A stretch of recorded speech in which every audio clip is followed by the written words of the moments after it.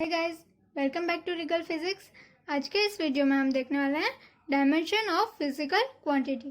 तो ये 11th science का टॉपिक है, लेकिन आपको आगे जाके 12th में या फिर कॉलेज में आप जब भी फिजिक्स पढ़ोगे तो आपको ये सारी जगह पे यूज़ आएगा, इसलिए आपको अच्छे से समझना है। तो सबसे पहले हम उसकी डेफिनेशन देखते हैं। The dimensions of a physical quantity are the powers or exponents to which the base quantities are raised to represent that quantity। मतलब कि जो बेस क्वांटिटी होती है, आपको पता होगा कि 7 हमारी फंडामेंटल बेस क्वांटिटीज है जो हम आगे देखेंगे। उसका जो पावर होता है, हमें पता है कि 3 टाइप्स के हमारे फिजिकल क्वांटिटीज होती है। एक तो जो बेस होती है वो, दूसरी होती है डिराइव्ड फिजिकल क्वांटिटीज और तीसरी होती है सप्लीमेंट्री। तो जो डिराइव्ड होती है उसे हम जो बेस क्वांटिटीज है उसके फॉर्म में हम लिख सकते हैं। तो यहाँ पे जो वॉल्यूम है वो डिराइव्ड है, उसको हम कैसे लिख सकते हैं? Volume is equals to length cube. तो जो डायमेंशन होता है वो ऑलवेज स्क्वायर ब्रैकेट में रिप्रेजेंट होता है। तो जब भी आपको कोई भी एक टर्म स्क्वायर ब्रैकेट में दिखे तो वो उसका डायमेंशन है, ऐसा हमें समझना होगा। तो हम लेंथ को कैपिटल एल से इंडिकेट करते हैं। वो हम आगे देखेंगे कि जो 7 फंडामेंटल हमारी क्वांटिटीज है उसको हम कौन से लेटर से इंडिकेट करते हैं। तो यहाँ पे आपको लेंथ को एल से इंडिकेट करना है, वो याद रखना है। और जो ये यहाँ पे 3 दिख रहा है वो हुई डायमेंशन। तो बेसिकली डायमेंशन क्या हुआ कि जो पावर है, यहाँ पे हमने देखा था पावर और exponent to which the base quantities are raised. तो यहाँ पे बेस क्वांटिटी क्या हुई? एल, और ये जो 3 है वो उसका पावर है या फिर एक्सपोनेंट, इसलिए ये जो 3 है वो डायमेंशन हुआ। और मैकेनिक्स में जो मोस्टली सारे फिजिकल क्वांटिटीज है उसे हम एमएलटी के फॉर्म में रिप्रेजेंट कर सकते हैं। तो यहाँ पे तो ये वाली डायमेंशनल फॉर्मूला में कोई भी एम या टी पे डिपेंडेंट नहीं है, तो हम क्या लिख सकते हैं? एम रेस टू 0, क्योंकि कोई भी नंबर से रेस टू 0 होगा वो 1 ही होगा। और यहाँ पे ये जो है एक भी एम के पावर में नहीं है, इसलिए एम रेस टू 0, एल की 3 पावर है और टी की 0 पावर है। तो हम यहाँ पे बोल सकते हैं कि volume has 0 dimension for M, 3 dimension for length and 0 dimension for T. तो वॉल्यूम जो है वो मास और टाइम पे डिपेंड नहीं करता, वो खाली लेंथ पे डिपेंड करता है। तो इसकी एमएलटी फॉर्मूला क्या होगी? Dimensional formula m0 l3 t0। और डायमेंशनल फॉर्मूला को ऑलवेज स्क्वायर ब्रैकेट में रिप्रेजेंट करते हैं, वो आपको याद रखना है। जो हमारी 7 फंडामेंटल या फिर बेस क्वांटिटीज है उसे देखते हैं। तो फर्स्ट है लेंथ और उसका यूनिट है मीटर और उसका सिंबल है स्मॉल m। तो माइंड वेल, ये सिंबल है यूनिट का सिंबल है और यहाँ पे हम सिंबल में स्मॉल m ही यूज़ करते हैं। इसकी जगह हम कैपिटल M या फिर और कुछ यूज़ नहीं कर सकते, यहाँ पे स्मॉल m ही इंडिकेट करना है। और उसकी डायमेंशन में हमें जब डायमेंशनल फॉर्मूला लिखनी होती है तब उसे क्या डायमेंशन में ऑलवेज कैपिटल L लिखते हैं और उसे स्क्वायर ब्रैकेट से रिप्रेजेंट करते हैं। फिर हमारी सेकेंड बेस क्वांटिटी है मास और उसका यूनिट है किलोग्राम और उसका सिंबल है kg। यहाँ पे k और g दोनों स्मॉल है, हम कैपिटल K और small g, capital K capital G ऐसा कुछ नहीं लिख सकते, इसका सिंबल kg है। तो जब भी हमें मास का यूनिट लिखना हो तो हम स्मॉल kg ही लिखेंगे। और उसकी डायमेंशन है स्क्वायर ब्रैकेट m। तो यहाँ पे भी जो है वो कैपिटल M ही आएगा और यहाँ पे कैपिटल L ही आएगा। फिर है थर्ड बेस क्वांटिटी हमारी है टाइम, उसका यूनिट है सेकेंड, उसका सिंबल है स्मॉल s। तो हम यहाँ पे कैपिटल S या फिर और कुछ नहीं लिख सकते। और उसकी डायमेंशन है in square bracket capital T। फिर फोर्थ हमारी बेस क्वांटिटी है इलेक्ट्रिक करंट, उसका यूनिट है एम्पियर और उसका सिंबल है कैपिटल A। तो यहाँ पे हम स्मॉल a लिखेंगे तो वो नहीं चलेगा।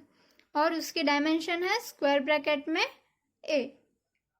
फिर हमारी फिफ्थ बेस क्वांटिटी है थर्मोडायनेमिक टेम्परेचर, तो उसका यूनिट है केल्विन और उसका सिंबल है कैपिटल K। तो यहाँ पे फिर से हम अगर छोटा k या फिर और कुछ लिखेंगे तो वो नहीं चलेगा। और उसकी डायमेंशन है K। तो आपको क्वेश्चन होगा कि हम टेम्परेचर को तो डिग्री सेल्सियस में भी मेजर करते हैं, लेकिन वो फंडामेंटल यूनिट नहीं है, उसका फंडामेंटल यूनिट है केल्विन और उसका सिंबल है कैपिटल के। तो लेंथ भी हम मीटर, सेंटीमीटर या किसी और यूनिट में भी मेजर करते हैं, किलोग्राम, ग्राम, मास भी हम कोई भी कितने भी यूनिट में करते हैं, लेकिन पूरा स्टैंडर्ड करने के लिए ये जो 7 बेस क्वांटिटीज है उसे डिफाइन किया है। फिर हमारी 6th है अमाउंट ऑफ सब्सटेंस, उसका यूनिट है मोल और उसका सिंबल है MOL। तो यहाँ पे भी हमें ध्यान रखना है कि हम कैपिटल MOL या फिर कैपिटल M फिर स्मॉल OL ऐसा कुछ नहीं लिख सकते, MOL ही लिखना है। और उसका डायमेंशन है स्क्वायर ब्रैकेट में MOL। फिर बेस क्वांटिटी हमारी 7th है ल्यूमिनस इंटेंसिटी, इसका यूनिट है कैंडेला और इसको भी स्मॉल CD से ही इंडिकेट करते हैं और उसके डायमेंशन होगी स्क्वायर ब्रैकेट में CD। तो ये जो है 7 बेस क्वांटिटीज, इसे हमें याद रखना है क्योंकि इन 7 का यूज करके हम फिजिक्स की सारी जो फिजिकल क्वांटिटीज है उसे रिप्रेजेंट कर सकते हैं उसके बेस यूनिट के हेल्प से। अब हम थोड़े एग्जांपल्स देखते हैं कि डायमेंशनल फॉर्मूला कैसे डिराइव करते हैं। तो सबसे पहले हम लेते हैं एरिया। तो एरिया की फॉर्मूला क्या होती है, लेंथ इंटू लेंथ। तो उसे हम L² लिख सकते हैं और उसे हम डायमेंशन में लिखेंगे तो हमें स्क्वायर ब्रैकेट में रिप्रेजेंट करना है, तो स्क्वायर ब्रैकेट L²। और मैंने बोला था आपको कि जो फिजिक्स में सारे होते हैं मैकेनिक्स के वो MLT से रिप्रेजेंट हो जाते हैं। तो M यहाँ पर नहीं है एक भी, तो M की 0 पावर, L की 2 पावर और T की 0 पावर। तो यहाँ पे हम बोल सकते हैं कि area has 0 dimension for mass, 2 dimension for length and 0 dimension for time. तो जैसे हमने वॉल्यूम में देखा था कि वॉल्यूम जो है वो मास और टाइम से इंडिपेंडेंट है, मतलब उस पर डिपेंड नहीं करता है, वैसे ही जो एरिया है वो मास और टाइम पे डिपेंड नहीं करता क्योंकि दोनों के डायमेंशंस 0 है, इसलिए वो मास और टाइम पे डिपेंड नहीं करता। तो हम डायमेंशनल फॉर्मूला से उसके यूनिट को भी लिख सकते हैं। तो M तो 0 है मतलब kg नहीं आएगा, L की 2 पावर है तो L का हमने देखा था यूनिट क्या था, मीटर। लेंथ को हम ऐसा यूनिट क्या था, मीटर। तो इसका एरिया का यूनिट होगा मीटर स्क्वायर क्योंकि यहाँ पे पावर 2 है और टाइम तो 0 है तो सेकेंड भी नहीं आएगा। तो एरिया का यूनिट क्या होगा, मीटर स्क्वायर। फिर हम नेक्स्ट देखते हैं डेंसिटी। तो डेंसिटी की फॉर्मूला क्या है, मास अपॉन वॉल्यूम।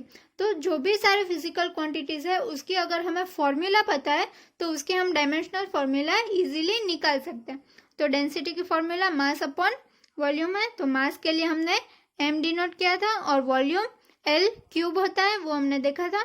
तो M की 1 पावर है तो हम स्क्वायर ब्रैकेट में रिप्रेजेंट करेंगे M की 1 पावर और L की 3, लेकिन ये डिनोमिनेटर में, अगर ऊपर जाएगा तो -3 हो जाएगी, तो L की -3 इन स्क्वायर ब्रैकेट।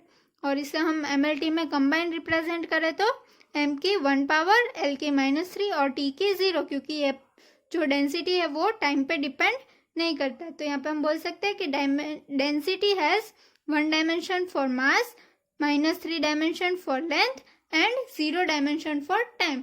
तो डेंसिटी जो है वो टाइम पे डिपेंड नहीं करती है। फिर थर्ड हम देखते हैं वेलोसिटी। तो वेलोसिटी इक्वल्स क्या होता है, डिस्प्लेसमेंट अपॉन टाइम। और डिस्प्लेसमेंट किस में मेजर होती है, लेंथ में। डिस्प्लेसमेंट जो है वो एक टाइप की लेंथ ही है, तो L अपॉन T। तो L की 1 पावर और T की भी 1 पावर, लेकिन डिनोमिनेटर में, तो वो ऊपर जाएगा तो T⁻⁻1 हो जाएगा। तो यहाँ पे मास एक भी नहीं है तो मास की M की 0 पावर, L की 1 पावर और T की -1 पावर। तो हम इसे स्क्वायर ब्रैकेट में लिखेंगे और हम बोल सकते हैं कि वेलोसिटी है 0 dimension for mass, 1 dimension for length and -1 dimension for time. अब नेक्स्ट हम देखते हैं एक्सेलरेशन। तो एक्सेलरेशन की फॉर्मूला क्या होती है, change in velocity upon change in time. तो वेलोसिटी की हमने ऊपर देखी थी, L अपॉन T होता है और टाइम का T। तो ये T नीचे आ जाएगा डिनोमिनेटर में, तो क्या हो जाएगा L अपॉन T स्क्वायर। तो यहाँ पे L की 1 पावर और t की 2 पावर, लेकिन डिनोमिनेटर में ऊपर जाएगा तो -2 हो जाएगा, t⁻²। यहाँ पे m एक भी नहीं है इसलिए m0 L1 और t -2, इससे भी हम स्क्वायर ब्रैकेट में रिप्रेजेंट करेंगे। तो हम बोल सकते हैं कि acceleration has 0 dimension for mass, 1 dimension for length and -2 dimension for t। तो मेन जो हमें देखना है वो डायमेंशन है, तो ये जो पावर है उसे डायमेंशन बोलते हैं। और इस पे से हम फॉर्मूला भी लिख सकते हैं, m की 0 है इसलिए kg कुछ नहीं आएगा, l की 1 है इसलिए मीटर, और t की -2 है तो मीटर पर सेकेंड स्क्वायर। तो ये फॉर्मूला से भी हम लिख सकते हैं यूनिट, और जो MLD फॉर्मूला मिले है उसे भी हम फॉर्मूला लिख सकते हैं। फिर नेक्स्ट हम देखते हैं फोर्स। तो फोर्स इज इक्वल टू क्या होता है, मास इंटू एक्सेलरेशन। तो मास के लिए m और एक्सेलरेशन हमने अभी ऊपर देखा L/t²। तो m की 1 पावर, l की 1 और t की -2, क्योंकि डिनोमिनेटर में ऊपर जाएगा तो -2 हो जाएगा, और इसे हम कंबाइन लिख सकते हैं m1 L1 t-2। तो force has 1 dimension for mass, 1 dimension for length and -2 dimension for time. इसका भी यूनिट हम इस पे से लिख सकते हैं kg मीटर पर सेकेंड स्क्वायर, क्योंकि m1 है, l भी 1 है और t -2 है, तो kg मीटर पर सेकेंड स्क्वायर। अब नेक्स्ट हम देखते हैं वर्क। तो वर्क की फॉर्मूला क्या होती है, फोर्स इंटू डिस्प्लेसमेंट। तो फोर्स के लिए हमने अभी ऊपर डिराइव किया ml/t², तो ml/t² इंटू डिस्प्लेसमेंट। तो डिस्प्लेसमेंट भी एक तरह की लेंथ ही होती है इसलिए इंटू l। तो m1 l 2 बार है इसलिए L2/t² है, ऊपर जाएगा तो t⁻² इज इक्वल टू, हम स्क्वायर ब्रैकेट में लिखेंगे m1 L2 t-2। तो ये इसकी डायमेंशनल फॉर्मूला हुई। और work has 1 dimension for mass, 2 dimension for length and -2 dimension for t। तो वर्क जो है वो मास, लेंथ और टाइम तीनों पे डिपेंडेंट है।